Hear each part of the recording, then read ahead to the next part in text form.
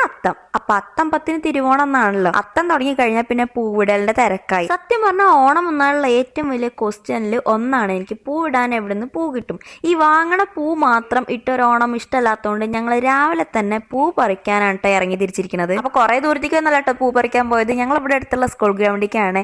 എന്താണെന്ന് വെച്ചാൽ ഇപ്പൊ അപ്പുറത്തെ ഉള്ള ഒരു സ്ഥലത്തു നിന്നൊന്നും അങ്ങനെ പൂ പറിക്കാൻ പറ്റാത്തതുകൊണ്ട് സ്കൂൾ ഗ്രൗണ്ടൊക്കെയാണ് സേഫ്. അപ്പൊ സ്കൂൾ ഗ്രൗണ്ടിൽ വന്നാൽ ഈ പൂ ഒരുപാടുണ്ട് കേട്ടോ.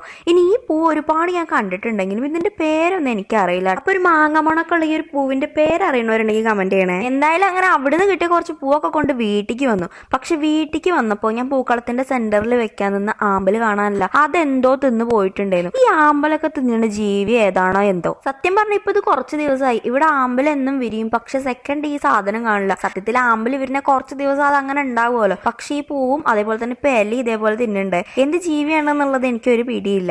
നിങ്ങൾക്ക് പിടി ഉണ്ടെങ്കിൽ ഒന്ന് പറയണേ. എന്തായാലും പിന്നെ ഇവിടെ ബാക്കിയുള്ള പൂക്ക് വെച്ചിട്ട് ഇന്ന് ചെറിയൊരു അത്തപ്പൂക്കളാട്ടോ ഇട്ടത്.